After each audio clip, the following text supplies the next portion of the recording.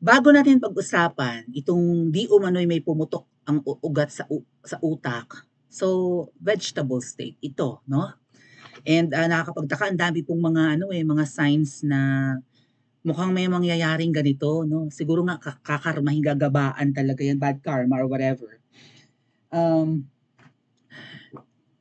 ang dami kasing signs, kahapon pinag-uusapan ng mga barkada ko ito, and then nag-a-appear nga po sa newsfeed ko, even sa YouTube, 'pag nagso-scroll ako, yung mga videos ni Attorney Bruce na kaibigan ni VP Sara na nagkaroon din ng aneurysm.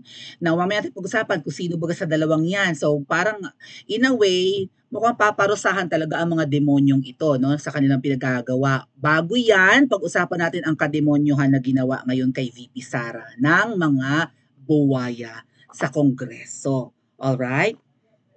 I'm gonna show you this. Kasi ngayon po, 'di ba, ang plano, ang hindi plano, but si VP Sara, ang sabi po niya ay, mamaya itong pumutok ang, dapat lang pumutok ang ugat nila sa konsumisyon. Hindi naman sila nangungonsumi eh. Tayo yata ang nangungonsumi sa mga kurakot na ito. Okay. So, binawasan yung budget. Ito, kakarma-karma talaga to mga tet kuya. Mamaya tayo sa second topic natin. Binawasan nila yung budget ni VP Sara. At sabi nga ni VP Sara, no, kahit na i-zero nyo ang budget namin, kahit 1 peso kaya namin magtrabaho, maliit lang naman ang operation namin, maliit lang ang opisina, 'di ba? So kayang-kaya ni VP Sarang tumulong sa dapat matulungan. At saka kapag ginanyan nila si VP Sara, taong bayan na ang susuporta diyan. Halimbawa, isi-zero nila yung budget, nahiya pa sila eh. Nagtira pa. Pero ang request nga po, hindi si VP Sara nag-request nun. Kumbaga, in-estimate ng Department of Budget and Management sa mga pinresent ni VP Sara na activities nila or projects nila ng Office of the Vice President, in-estimate ng DBM ng mga 2 billion mahigit ang kailangan ni VP Sara. Okay? Bilang tradisyon at bilang paggalang sa ibinoto ng 32 million na mga Pilipino, hindi katulad ng mga kongresista na ito kapag tumatakbo sila sa kanilang mga probinsya or distrito, swerte na siguro maka-accomplish or makakuha ng boto yung 200,000 boto. Baka iba dyan 90,000, and then, di ba, yung mga nananalong congressman, sa sariling distrito lang, hindi nga buong probinsya yan eh. Ilang distrito meron minsan sa isang probinsya. Sa amin, 3 distrito. So halos 1/3 lang ng province namin ang pinamumunuan ng halimaw na kongresista or whatever.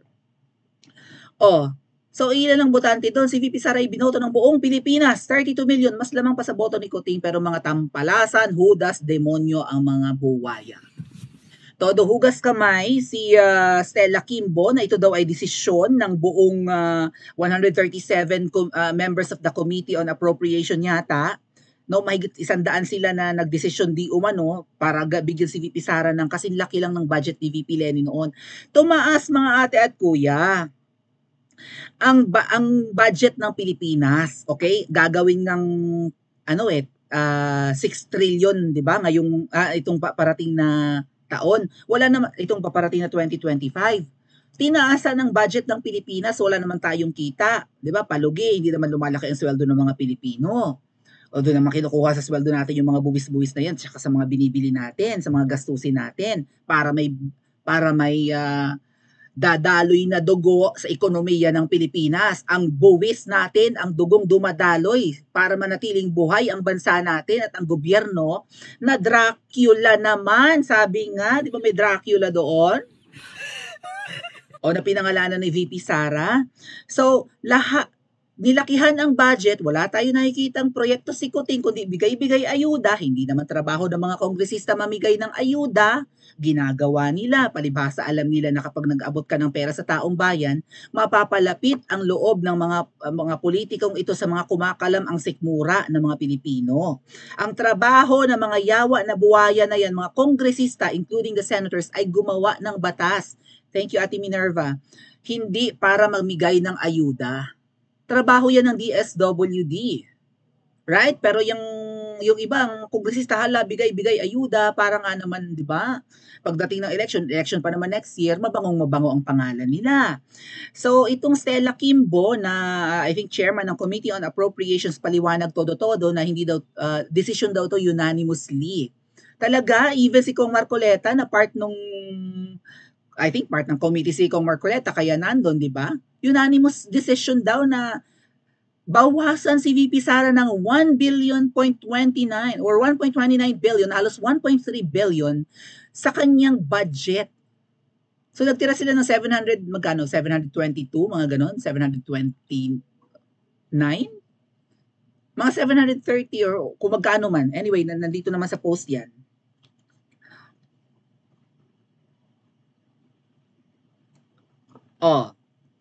Congressmen have recommended to reduce the budget of the OVP by nearly 70%. The original budget was 2.03 billion pesos according to the Department of Budget and Management. Our representative, sabi ni Crisette, will make the OVP operate at 30 to 35%. Ilan nga po itong porsyento? Silipin ko lang ha. Yun nga, halos 1.3 billion ang ibabawas kay VP Sara ng mga yawa. The goal of the House of Romualdez is to pilay, kasi si Romualdez ang speaker, di ba? Is to pilay the OVP, talagang pipilayan, and make it ineffective so she cannot help ordinarily Filipinos. So Romualdez and his minions can swoop in and help them with barya. Let regular Filipinos show them the true meaning of people power. Alam nyo, kaya ginaganto nila si VP Sara, ayaw nila na makatulong ang ating pangalawang Pangulo sa mga ordinaryong Pilipino. Okay? Halimbawa, nangangailangan ka ng pampa-ospital. Kung si VP Sara at ang opisina niya, di ba ilan yun? 13 na mga satellite offices na bago. Ang ngalngal ni Kimbo ay, hindi naman ganyan dati yung si Lenny. Wala namang iba pong mga satellite office. Ay bakit yung Tingog Party List na 100 plus ang satellite offices? Tingog Party List kay Yeda ba yan? Saka kay Tamba. Si Yeda, asawa ni Tamba eh. Meron silang 130 office na hindi naman daw kinukuha sa pera ng taong bayan ang pang-upa doon. Hindi nga. Sino niloko nyo? At bakit trabaho nyo mamigay ng ayuda? Ang trabaho nyo gumawa ng batas. Ba't iniintindi nyo yung ayudang yan? Anong batas? Ano kaya kayo? I-reinstate nyo kaya ang death penalty. Lalong-lalo na sa mga korap. Gawa kayo ng batas. Kung araw-araw kayong gumagawa ng batas, merong 365 laws ang Pilipinas from one congressman.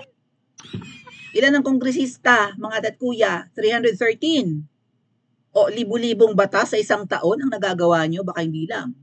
10,000 laws or bill bago maging batas? Ba't hindi kayo gumawa ng o i-revive nyo ang death penalty? Lalo na sa mga korap, baka sakaling umunlad ang Pilipinas. Lahat ng mga departamento for sure ngayon nadagdagan ang budget kasi lumalaki ang budget ng Pilipinas taon-taon, nilalakihan nila eh. Pero kay VP Sara, hindi bawas na konti. Lagpas. Halos doble ang binawas. 70% eh. From 2 billion na budget, binawasan nila ng 1.3 billion, halos 700 billion na lang ang natira kay VP Sara. Well, makakagalaw si VP Sara, sabi niya kahit i-zero ang budget, kahit na piso lang. Hindi ko alam kung paano tutulong ang pangalawang Pangulo natin, siguro sa sweldo niya. 'Di ba? Kukunin niya sa sweldo niya. I don't know. Pero sabi ni VP Sara, magtatrabaho kami kahit hindi kami bigyan ng budget. Tingnan niyo yung kademonyohan, kay VP Sara lang yata na office ang gaganyanin nila. Yung ibang office, agencies, departments, hindi nila gagantuhin. At nga pala, hindi ko pa maiba-vlog ngayon ha, walang nagsascrutinize ng budget ng mga kongresista, ng budget ng lower house. Kung hinihimay-himay nila ang budget ni VP Sara, ay ang budget ng House of Representatives. Sino ngayon ang nagbabantay? Sino ang naghihimay? Sino ang magte-check and balance? Sino ang pupuna? Bakit may ganito? Bakit may ganyan? Wow! Walang pumupuna. Matic approve.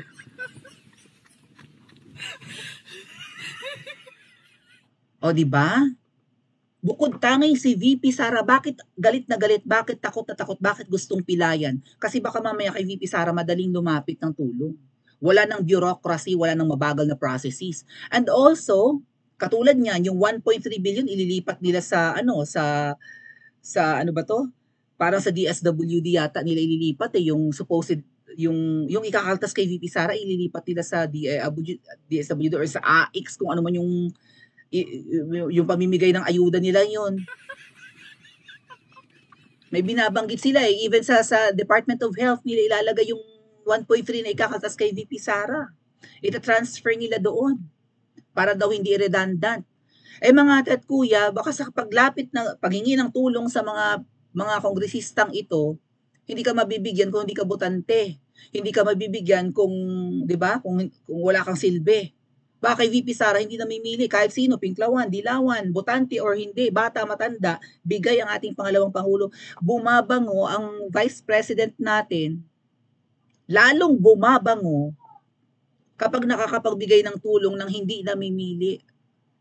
Kaya ikaw ay na-ospital, kaya kailangan mo ng pang-tuition or what, panggastos, lahat ng tulong bibigay ng Vice President hanggat may lumalapit.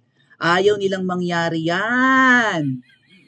Na makakatulong si VP Sara at lalong babango ang pangalan. Kahit pilayan nyo, mabango sa amin si VP Sara. Kayo, kahit sampal-sampalin nyo kami ng libo-libo, mabantot ang mga pangalan nyo. Kakarma-karma kayo. Okay? Ang dami nilang palusot mga ate at kuya na ito ay itong si Kimbo. Hindi ka na nga kagandahan, demonya ka pa. Balita ko, summa cum laude ka ng UP Yung halos hingali na sa pagsasalita. Grabe. Taga Marikina ba ito siya? Syempre, siya yung chairman, siya yung magsasalita. Kung todo paliwanag. Sabi niya, dumadaan naman sa at saka nagpapaliwanag ko siya, matat kuya, dumadaan daw sa hindi raw totoo sinasabi ni VP Sara na 2 tao lang ang nagde-decide kung magkaka-budget, 'di ba, sa budget daw. 'Di ba sabi ni VP Sara 2 tao lang 'yan, si Zaldico at saka si Tambaloslos. Ang palusot ni Stella Kimbo, hindi daw totoong 2 tao lang. Pupunta pa daw sa Senado, babalik sa kanila, pipirmahan pa daw ng Pangulo. Pero Stella Kimbo, aabangan namin. Itong desisyon nyo ito makalusot kaya sa Senado. Sino ngayon ang aabangan natin mga ate at kuyang senador ang pupuna sa ginawang pambabalahura ng lower house? Aabangan natin. Sino ang magdi-disagree sa bigla ang pagliit ng budget ni VP Sara? Senadora Amy, magpaka-plastic ka na. Huwag mo tong palusutin. At kapag pinirmahan ni Kuting na ganyan lang ang budget ni VP Sara, yawa ka. Dapat nang pumutok ang ugat mo sa utak. Agree ba kayo mga ate at kuya? Pa-comment po sa comment section at mag-like and subscribe din po kayo.